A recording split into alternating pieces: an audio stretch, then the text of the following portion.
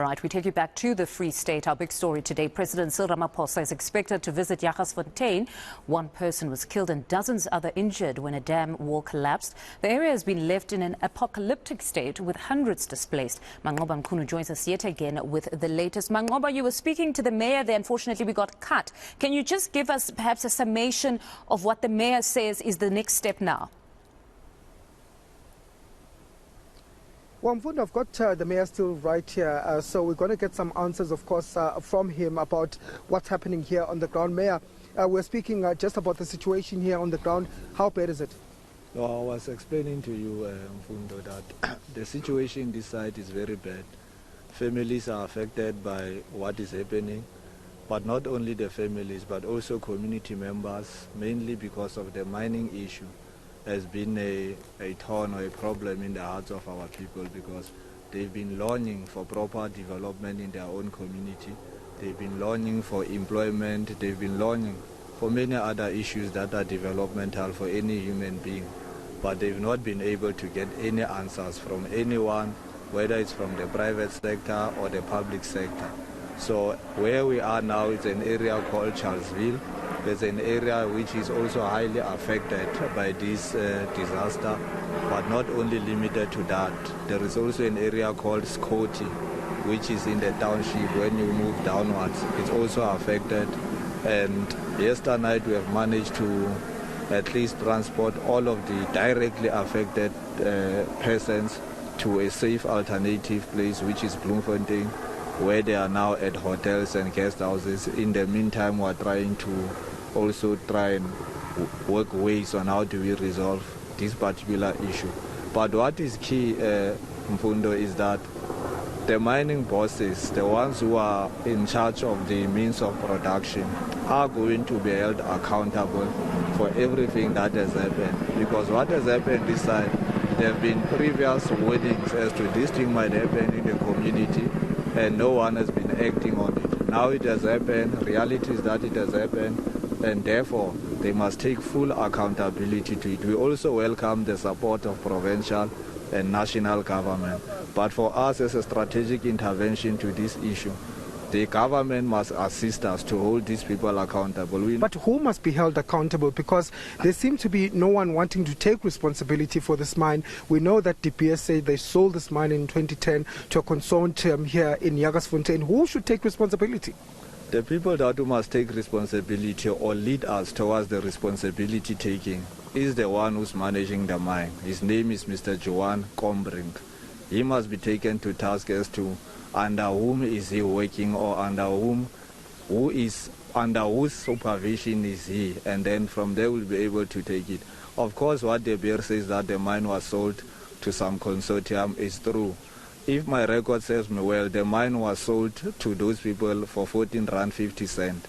And then that consortium, under the consortium or the hold of Bojuan Rupert, they were able to invest around 750 to 800 million to this particular mine.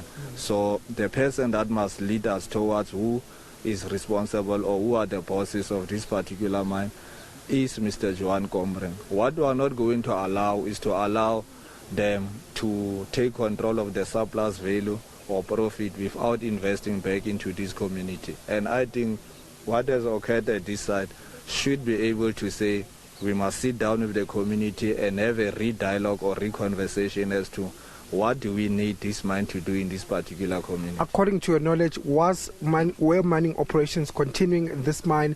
What do you know about that? I know that you have been also calling for this mine to be shut. You have been an activist in this community. What do you know so far about the operations in this mine?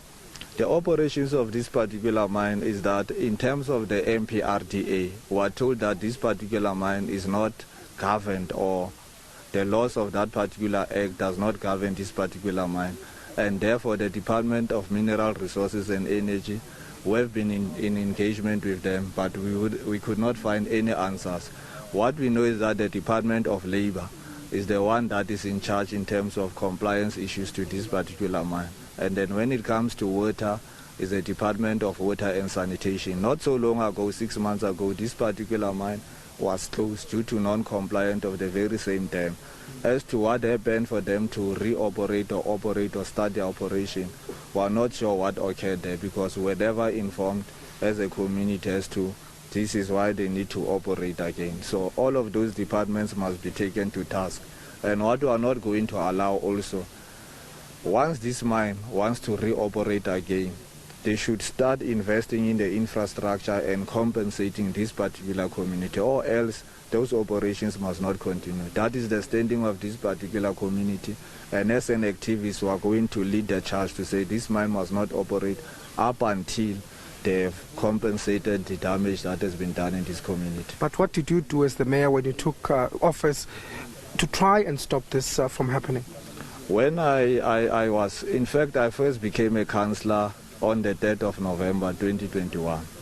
And since that particular day, we managed to have conversations with Ntate Johan Kombreng, particularly on holding him accountable for the infrastructure development of this community. And we have managed out of the IDP process to say all of these unfunded projects that are located in Jagersfontein must be funded by that particular mine. We have also developed a strategy that is conceptualizing the smart city concept to say this particular mine must invest in this, in pavings, it must fix community halls. As things stand, they were busy fixing a community hall. They were going to fix a community hall also here in town. But not only limited to that, we have managed to ensure that unemployment in this particular area, for it to decrease, you need to invest in labor, so that labor must be able to ensure that there is economic participation in the area.